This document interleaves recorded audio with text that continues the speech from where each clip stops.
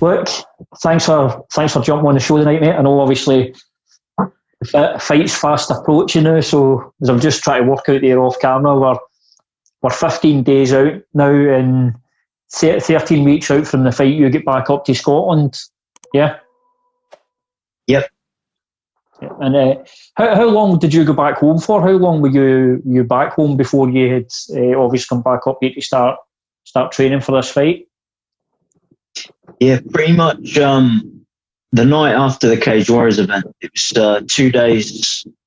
I got the 48 hours notice that it was for the event that the French guy can't get over. And then, I went back on the 21st because I visited my family and ended up just staying until I had some sort of knowledge that I was going to come back up and get the fight on the go, because I was a bit financially crippled for a bit, so Mum helped me out for a little bit, and as soon as I got the heads up, I come straight back.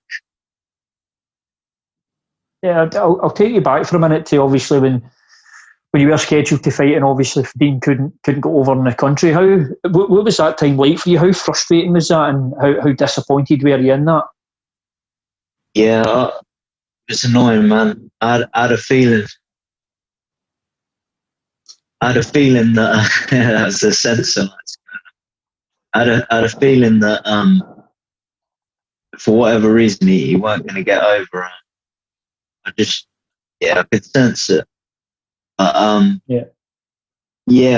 obviously I'd saved up all my money to get through that camp, and then coming out of it with nothing, it was back to work, and I didn't really get anything out of the whole thing, but disappointing times, but it's back on, and let's hope this time it goes up. Yeah, well, let's James, you can jump in this, because you've just mentioned there the financial side here. Obviously, there's a disappointment in the fight, but you're putting all your eggs in that basket that fight's going to happen. Is it difficult for you, James, to pick your fighters up, or to pick after he's put money into the camp and put time in, and the fight just doesn't materialise? Obviously, it was an unprecedented situation that happened, but nonetheless, I think we were kind of aware of this kind of circumstances of what was happening around us, and I've been in kind of constant touch with Ian Dean at Cage Warriors, and the guys were determined that the show was going to go ahead when everybody else's shows were falling through, and I had faith in Graham Boylan, to be honest, because when he says something's happening, he'll make it happen. He's that type of guy. He's in the position he's in the sport because of that attitude.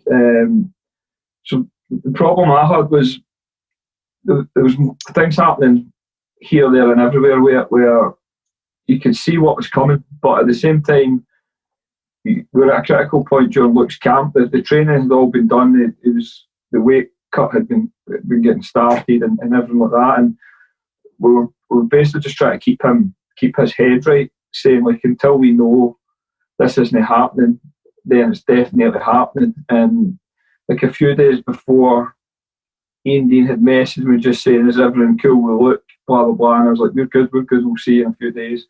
And then it was the day we were due to travel. I think he messaged me just saying, "Can you call me if Faiddine can't get in the country," type of thing. So up until we got that phone call for Ian, I was constantly just saying, "Look, like until we know the fight isn't happening, we need to act like it is happening, so we can't cut any corners or can't take our foot off the gas." And it's just the fight fell through on the 11th hour type of thing. And I know Luke's kind of looking at the process was all for nothing and stuff like that, but he developed as a fighter then. We still done the entire camp with that opponent in mind.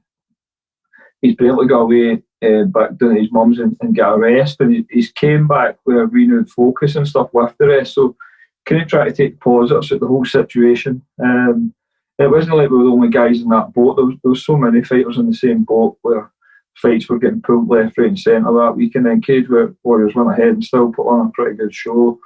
And I know a couple of guys that fought on the show were saying the circumstances were kind of weird and it's hard to focus the way they normally would, just because of the constant threat of shit not happening. Even I think guys that were in the venue on the night, just waiting on them, maybe somebody coming in and pulling the show. So the good thing for us is Cage Warriors have honoured the fight. Like they've rematched it straight away, which was the right thing to do. So like certain promotions could have went the other way and just gave the fight to somebody else. But and then as the first date possible, they've put the fight on. So like, this is their first show back since that show, and they've made look the main event that night.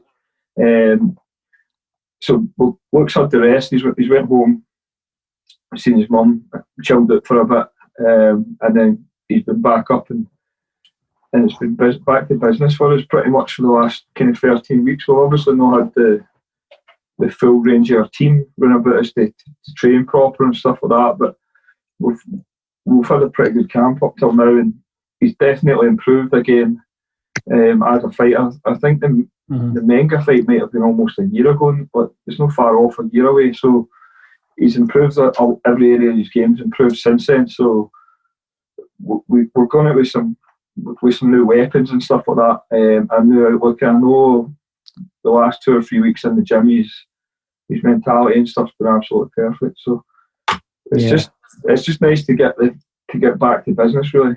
Luke's one of the guys, because of the age he's at and the position he's in.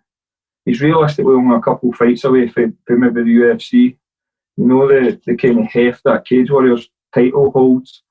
And he's one of the guys, like, at his age and stuff, to lose a whole year without competing, it's a lot of time out. We've spoken about this before. Like, these guys maybe only be fighting for 10 years, and if you take away 10% of that, especially the year he maybe wins a world title, defends it a couple of times and gets signed to the UFC, it's a big chunk of their career. So Cage Warriors have done everything they could. We've had a 6-month layoff, but it's not any longer than that. We've plenty of notice to get them ready for the fight, even with the reduced kind of availability to our full range of our squad and stuff like that. But it's everyone's playing it how it's going to play out, I guess.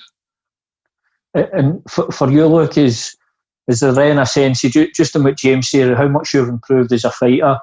Is Faiddine now getting a much better Luke Shanks than he would have, and potentially a more motivated Luke Shanks than he maybe would have of the first fight he had went through? Yeah, that's definitely it, man. And then, like James was saying, I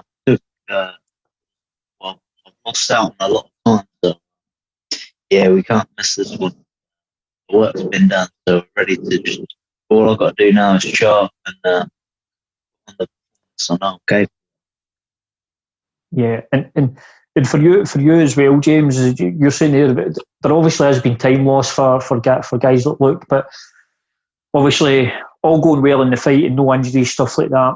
You've got to think that promotions like Cage Warriors and other shows like that, Bellator, are now going to be looking at things, and as long as the pandemic and lockdown situation doesn't force promotions' hands, do you not feel these promotions then are going to be looking to play and almost catch up themselves? So there may be more opportunities for fighters to turn around. I know Cage Warriors are definitely, they were talking about a November date, and I know Luke fancies that date. Try to get Stevie McIntosh up signed with him for that date as well. And I seen Graham Boylan today tweeting and stuff about how Cage Warriors had been mentioned at the House of Parliament the day that everyone had been kind of given the green light to go ahead as the first official kind of MMA event since the lockdown. It's got the kind of backing in Parliament and shit like that. So there's nothing like what happened with Probellum there, where the councils got involved and kind of shut the guys down the week of the fight. That can't happen now because the government's came out and basically okayed the event, which again it shows you the level of detail that Cage Warriors go into. They're not leaving anything for chance here. You can see that even just in the cards they've put together for the trilogy. The cards are massive. It's some of the biggest shows in a long time. But I think a lot of shows are going to be, especially if they've got contracted fighters, they've got an obligation to the guys. It's usually either a certain number of fights, but it's also over a certain number of months. So they'll be looking to keep the contracted fighters up to speed with a number of fights, and you can see it. We've spoken about this before, where you can see it in the UFC. Then the guys that because the international fighters can't get into the States, there's certain guys had 3 or 4 fights in the period of lockdown. I think that Brian Callahan, for example, said maybe 4 fights in 6 months, and then you've got Angela Hill coming out again, and she's had 5 fights in 12 months. So there's an opportunity there for fighters to make up for lost time. If the smart ones are going to do that, the ambitious ones are definitely going to do it. I know me and Luke spoke about it, like he'd ideally like to get out again in November if possible. Yeah, and look, you had mentioned that when we were obviously speaking before the show. Just one thing I wanted to speak to you about as well. Look, it is Cage Warriors return card. You are headlining it, obviously it is for the title. That must feel a bit special, headlining the first card back after all the craziness we've been through for the last few months. That must feel good as well. Yeah, definitely, man. Yeah, they're billing it as like a flyweight clash or whatever. We all know the real flyweight king is going to be at the end of this week. Yeah, we don't need to keep calling ourselves that title. You're the other guys. Just know. Yeah, and the other thing, are you just now at the point and the fight's getting that close, like you just want to get in there and showcase your skills? Because the other thing is, we haven't had a Cage Warriors in a long time, and unlike the UFC and stuff like that, Cage Warriors for the people in the UK, you can sit at home and you can watch it at a nice reasonable time. For the older guys like me who can't last past 12 o'clock these days, it's perfect for us. So got to be a lot of eyeballs in there. Is this an opportunity for you just to show the whole of the UK and Ireland and Europe to some extent just what you can do, and sort of you get your name out there and make a statement and becoming the champion? Definitely, man. Yeah, and looking around at all the other flyweights, I'm the only one that puts out the exciting fights. I've been watching Faiddine's fights back, and a few of the other guys just watching the scene, and it's almost hard to get through their fight watching them. And I don't feel that's the case at all with my fights. So I think they're always exciting, and I'm always coming forward with a bit of pressure on. So yeah. All I need to do is show up and get that win, man. Yeah, for James, bringing you in as well, obviously, we're speaking about if everything going well against Faiddine, that potentially November against Cage Warriors, but there is something as well. What if you just take back Luke's last fight against Menga? For a flyweight, he's exciting and he's finishing fights. Now that's got to be something the UFC's looking for if they're continuing on with the flyweight division, because that's something a lot of people complain about with the flyweights. They're not exciting. They don't finish fights. Luke sort of ticks those boxes. Would you say that's something that makes him attractive to the UFC as well? I think so, man. Because you're not going to get a boring fight out of him. I think there was a while there where the flyweight division was obviously in jeopardy a little bit when Mighty Mouse was just kind of running it, and the fights weren't boring. Like he was one of my favourite guys to watch, just because he's flawless as a technician and stuff like that from a kind of martial arts point of view. But the fact he was so much better than the rest of them just kind of made the division look poor. And then when Cejudo's came along, he's kind of brought more eyes to the division. He was quite exciting, even though he's mad shit outside of the actual fights. And now you've got like Figueiredo's exciting to watch. There's some really good fighters there. You've got Cody dropping down as well, which will bring a bit of attention to the division. The division's actually pretty strong now. Although the depth of it, there's not a lot of the guys. I think there's 20, and there's 26 female flyweights. So they could be doing with some new guys in there. I think you've got guys like Benavidez and that who've not got much longer left. There's a ton of really good fighters there in Europe, especially. I think who could go in there and they are exciting to watch. They're pushing for finishes and stuff like that as well. So I think Luke's getting better every fight. He's had a good couple. His last 2 fights, he's improved almost on a linear level. You can see the progression just rising, and if he continues to do that, then when he gets to the UFC and stuff like that, he's going to be able to handle or hang with anybody in the world, hopefully. So he has got that style where when you watch him, he will take shots. He's going to get hit. So the fights are always competitive to a point. He'll always be pushing the pace, try to break people, and he's got power in his hands. He's dangerous with the ground and pound stuff, and he's also got submissions. So he's got the ability to finish in multiple kind of different ways, which is always what you want. His skill set's really, it's not like super narrow like a lot of the flyweights are now. He's quite a diverse skill set where he should be able to get in there, and if he needs to just kickbox or box for the 15 minutes, he's capable of that and getting a knockout, or if he's putting it all together, he can put it all together. But that's definitely where he wants to be. The same as every fighter, if you ask them. But at the same time, we're aware that if he signed for the UFC with the skill set he had at the time of the Conor Hignett fight, which was about a year and a half ago, he could have went in there and he could have won some fights and lost some fights. But then the performance with the Menga fight, and Menga was a guy that signed with the UFC, remember, and never got cut because he missed weight, which was unfortunate. He got signed on a week's notice and missed weight, which the majority of flyweights are going to do that. They're never walking about close to that first weight. But he should have got a chance, to be fair. He served his dues on the European kind of circuit. But by the time Luke fought Menga, he would have won more fights than he lost in the UFC. And if he keeps progressing on that level, then he's going to get to a stage where breaking into the top 10 rankings and pushing for top 5 and stuff as he's constantly developing and improving as a fighter. That's all going to be there for him because he's only been up here he's been here for less than 2 years. And the attention he's getting here has completely changed his kind of approach to his game. You can see his game's really starting to gel and develop a wee bit more now. We always talk about trying to find that process for fighters. There's a lot of guys that they just train at classes and stuff like that, or maybe with their mates and their teams. And if you ask them how they're planning on how to win a fight, they couldn't tell you. And if you think about that going into your job without knowing the process of how everyone's supposed to work, it's very dangerous. So our whole our biggest thing we look was designing this process. How are you going to win fights? And we need more than one process in case process A does, and make them aware of it. And then everyone's tailored towards that process. And that's been happening with him on a level that's tried and tested, like it's happened in the last 2 fights against very good opposition. And it'll be a case of that again, hopefully in 2 weeks. And the other thing, I'm going back to that Menga fight again, but mainly because obviously Menga was looked at as a guy who was the best in Europe, the number one. And I know, look, you've watched him when you were younger in the past. How much would you go in there and beat a guy so convincingly as you did in that fight?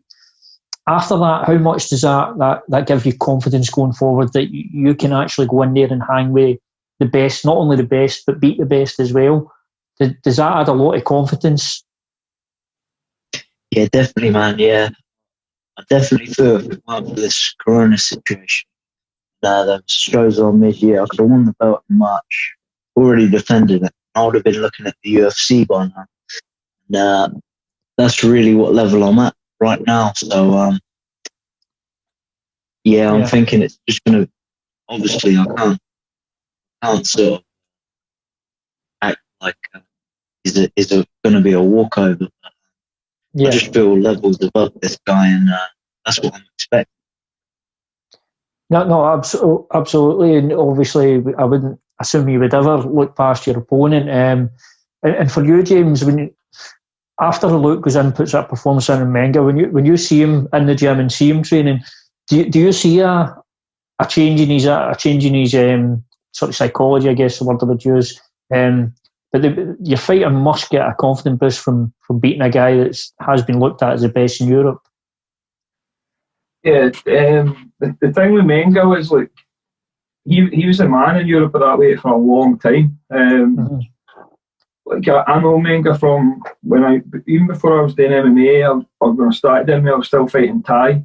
And I was going down to Manchester to fight, and Menga was having Thai fights on the same show. And then he'd always been pretty active even if he'd been fighting at bantamweight still at some points when I was fighting at bantamweight, we actually have a shared opponent. I fought Artemi Satenkov, who he beat me. My teammate Paul beat him. He beat Conor McGregor, but then Menga fought Satenkov as well and absolutely schooled him. And at that point, Satenkov was one of the most avoided guys in Europe. I think he'd beat Neil Seery and stuff like that. And Menga absolutely demolished him. And everybody who knows that kid knows that he was the real deal. He was very good everywhere. He was dangerous. And then when Luke got the chance to fight him, it was a risky fight. Like it was one. We never had any other fight offers, but we knew if we take this and you win the fight, which I knew he was capable of winning it, then you can't be far off the title shot. Because we've had the feeling that they'd brought Menga in. Cage Warriors had brought Menga in. If he had beat Luke, he would have been guaranteed a title shot. With no doubt about it. Because he still had that name and that reputation. And then it wasn't even just the fact that he beat him; it was the way he beat him. It wasn't like you can lose fights and you can win fights, but you need to look past just the win and the loss on the record here, and you need to look at the performance. And it was the performance. Like Luke's won the first round there, but he's come back knowing that he's gave up parts of the first round to get Menga tired, and you can see it as Menga comes out for round two. Luke's in the corner just saying, right, I'm going to start now, and then just put more pressure on him, and you can see, like we're talking about earlier, this process, how the process is playing out. It wasn't, there was no luck or anything like that, and that it wasn't a case of Menga made a mistake or anything like that. It was the process Luke put in place, got the win, and the performance was absolutely, the performance couldn't have went any better for us, to be honest. Like I had planned on, when I was running it through my head and before we went out, I was like, right, we're ready to go for 15 minutes. Minimum, we need to win 2 rounds out of 3, and we'll get a win here. They're the best guy in Europe. If a finish comes, we'll take it, but don't go out and look for the finish. He's too smart, he's too savvy. He could be setting traps for you, and Luke done all of that. He went out and he took his time, even when you can see him get hurt and stuff like that, and Menga's trapping his arm, he's taking his time trying to free his arm out with his shoulder butts. And the big thing with that was it just changed. It was the confidence getting fit more than anything. It's like, right, this, like I said, Menga was the man in Europe for a long time, and nobody really had done that to him before. Nobody at the same size as him anyway. Like Menga thought he was going to be bigger than Luke, and he was going to be the faster guy, and he had more versatility and stuff, and Luke just gave him problems everywhere on the feet. He out-wrestled him, he dealt with him really well on the ground. So it was just a massive confidence booster going forward there. It was the right fight at the right time. We could have probably had a couple easier fights and then took a fight like Menga, but then you take the risk and it's paid off. So now we're like, right, we're definitely at this level. Let's just keep doing what we're doing, get better and better and better, and there'll be harder challenges coming. Some of these younger guys coming up in through will give some different challenges, but the big thing was you could see Luke just being more confident, because he'll tell you himself, he's probably you're always watching the guy at the top of the hill in your weight class, whether it's in the UK or in Europe or in the UFC, and you always get procedures in place where it's like you want to be the best guy in the UK, you want to be the best guy in Europe, and then obviously the UFC will come. But he's just went to being like a top 10 ranked guy to obviously Cage Warriors World Title off the back of that performance, and he needs to take confidence for it, because it was an opponent who, if he made a mistake, would have capitalised on it and caused him a lot of problems. Yeah, and now the next thing is obviously beat Menga, beat him convincingly, and now it's on to challenge for the belt against Faiddine. And for you as a coach, when you're looking at Faiddine, what do you see there in Faiddine as a fighter, and what do you feel are the dangers in a fight against Faiddine for Luke? He's a very good fighter. Like you don't win that belt at Cage Warriors without being a very good fighter. He's from one of quite possibly he's one of the best teams in Europe, just because of the numbers they've got at MMA Factory, and good coaching as well. Like they're a really good group. What I see in him is he's super athletic. Like you just need to look at the kid moving. He's very fast. He's got some stuff. Well, I'm not getting into too much detail with it, but if you look, he almost tricks you into thinking he's a striker. He moves so well, and his balance and that so nice. He tricks you into thinking he's some kind of high level striker. But what he's doing a lot of the time now is jabbing, and then he's using the jab and the threat maybe the right hand to get you to bring your guard up so you can shoot a double leg. And if you look at his record, a lot of his finishes have came for the ground. And you go back and watch his last bunch of fights, he's moving really well. He sells the illusion he wants to strike me and wrestle. His basic MMA stuff. He's very good at it. He's got a fast shot. A couple of fights before Cage Warriors, he was getting on top of guys and just controlling them to the top and winning on decisions. And then he's came to Cage Warriors and had the fight with Cressy. He couldn't get the double leg. Cressy was defending. Cressy actually took him down, I think, off a kick and looked strong on top. Faiddine looked really composed on the bottom, didn't no mistakes. Just exactly what you'd expect for a fighter at that level. And then in the fight, Sam Cressy's made a wee mistake. If you look at Sam Cressy was winning, in my eyes, he was winning up until the point where he got caught. But if you look at it, I think he's through a strike, Faidine's taking a wee step, and for a split second, Sam Cressy's been completely square with no guard and get popped right on the chin. Really fast, nice, accurate shot. But for me, that was a mistake on Sam's part, and not something that Faidine's obviously capitalised on. But again, you're fighting for world titles at Cage Warriors.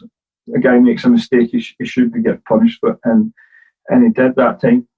But like he's an athletic kid. He's got his game dialed in. Like I don't think he's going to bring much different that we've not seen before. I know he puts out a lot of videos of him doing spinning stuff and flashy stuff and that. But when you watch him actually compete, it's very good footwork, a really good jab. And then I changed to wrestling just when the guy starts getting either comfortable with the jab or the guy can't cope with the jab, he'll have a double leg and he'll force you to wrestle well. So that's what it brings. So that's what we've kind of prepared for. We've prepared, and if he does bring anything different, we'll have answers for that as well. And obviously, without giving too much away, how do you see the fight going for Luke? How do you see things playing out? I obviously think we're going to win. If I'm being completely honest, I don't think Faiddine can keep that. The way he moves over 5 rounds, is that 25 minutes of moving like that is a big ask, even for an athletic guy. And he's quite a muscle-bound wee guy as well. He's not like he's not built like some of the kind of more slight guys who've got the endurance side. Like the longer that goes and they're exchanging punches and exchanging wrestling and stuff like that. Those big muscles that you guys got are going to start tiring. But you can see even in the Cressy fight, his footwork starts to slow down a wee bit and stuff like that. So the camp Luke will not get tired. Luke will be disciplined, and he'll slowly and gradually just start picking the pace up. And with the pace will come pressure, and then everyone else is designed around about that. He hits hard. He's going to get the fight where we need it to be, and just try and either mentally or physically break the guy. And whether again, similar to the Menga fight, it takes 25 minutes, then so be it. If the finish comes, whether it's through exhaustion or technical mistake, then so be it. But the minimum we need to do to win that title is win 3 rounds out of 5. And 3 convincing rounds out of 5. And I think Luke's skill set and Luke's athletic ability is better designed for 5s than it is even for 3 5s. Like when going back to the Menga fight, he took the first round as a suss-out round. He took it to get a look at him and just to keep enough pace on Menga to see if he could get him breathing, and he totally did. And then he's come out with another gear, and he can do that. And we've trained that where he's coming out and he's getting faster in round 3, he's getting faster in round 4. So he's in a stage now where round 5's his fastest round. His output's more, his pressure's more, and he's getting fresh guys every round in the gym. So it's not like he's sparring with the same dude and beating that same dude every 5 rounds. He's getting fresh guys coming in, bigger guys who've sat rounds out. So I think that's going to be a factor. Yeah, and I guess I'll just chuck that one back to you as well. Look, for you in your mind, obviously James has given us his thoughts here. How do you see things going in there against Faiddine? Yeah, pretty much the same, to be honest. Although I just can't see him hanging in there. So, if I've got Menga out there in 3, I'm thinking 2, maybe. Definitely a knockout. Definitely knockout, brilliant. And just lastly as well, I'd like to know, James, you can jump in on this as well. Who's going to be travelling down? Who's going to be in the corner team for Cage Warriors? And is there any restrictions in terms of how many can go down? No, we're allowed the 3. So me, Justin and Stevie McIntosh are going. Stevie McIntosh almost was fighting on the trilogy. He almost had a match and put his name in the hat for one. And it never happened. But Cage Warriors are pretty keen to get working with Stevie. So I'm going to take him down and he can get introduced to Graham and Ian and stuff.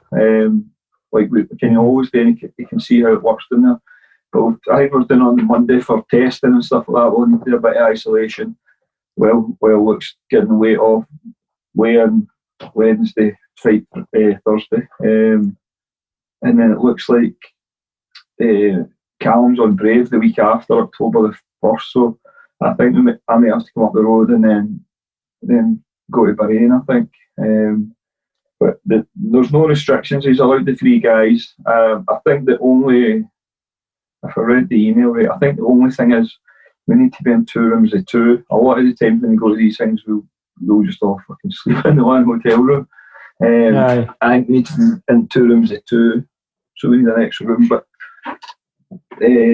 so that's who's gone. So it should be cool, man. Yeah, brilliant. And just lastly, look, I'm curious to know how many times have you been coming up and having a wee look at this for a wee bit of extra motivation? Too many, man. That thing's teasing me up there. Even look at you, it's teasing. I was going to say, is that your fingerprints on it? Yeah, it might be. Well, listen, we'll wrap up on that. Obviously, best of luck going forward on the 24th. I'm sure it's going to be a great night for you looking to the gym. And it's just look forward to getting Cage Warriors back in action.